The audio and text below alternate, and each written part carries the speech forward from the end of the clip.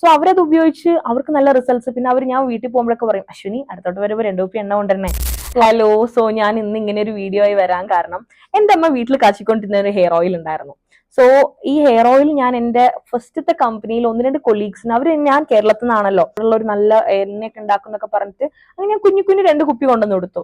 So അവരത് ഉപയോഗിച്ച് അവർക്ക് നല്ല റിസൾട്ട്സ്. പിന്നെ അവർ ഞാൻ വീട്ടിൽ പോകുമ്പോഴൊക്കെ പറയും, അശ്വിനി അടുത്തോട്ട് വരുമ്പോൾ 2 കുപ്പി എണ്ണ കൊണ്ടുവരണേ. സോ അവരെ ഫാമിലീസിനൊക്കെ കൊടുക്കാൻ വേണ്ടിയിട്ട്. സോ അങ്ങനെ അവർ ഉപയോഗിക്കുന്നു, അവർ നല്ല നല്ല റിവ്യൂസ് ഒക്കെ നമുക്ക് കിട്ടുന്നു. അപ്പൊ എനിക്കും സന്തോഷമാണ്, എന്നെക്കാൾ സന്തോഷം എന്റെ അമ്മയ്ക്കൊക്കെയാണ്. കാരണം അമ്മ ഉണ്ടാക്കിക്കൊണ്ടിരിക്കുന്ന എണ്ണ ഉപയോഗിച്ചിട്ട് ഇത്ര നല്ല റിസൾട്ട് കിട്ടിയെന്ന് കേൾക്കുമ്പോൾ അപ്പൊ ഞാൻ വിചാരിച്ചു, ഓക്കെ, എന്തായാലും ഇത്രയും പേർക്ക് നല്ല റിസൾട്ടും കാര്യങ്ങളൊക്കെ കിട്ടിയ സ്ഥിതിക്ക് നമുക്ക് കുറച്ചും കൂടി ആൾക്കാരിലോട്ട് ഇത് ആവശ്യമുള്ളവരിലോട്ട് എത്തിക്കാം. സോ മുടി അകാല നരയൊക്കെ വരത്തില്ലേ.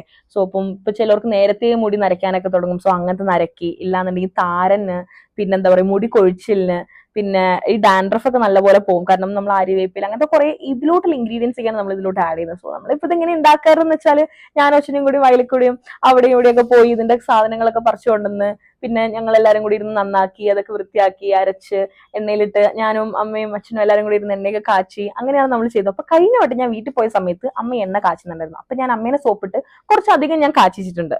സോ ഈ പ്രശ്നങ്ങളൊക്കെ ഉണ്ടെന്നുണ്ടെങ്കിൽ നിങ്ങളും കൂടി ഒന്ന് ഉപയോഗിച്ചിട്ട് നിങ്ങളുടെ റിസൾട്ടും കൂടി പറയണേ.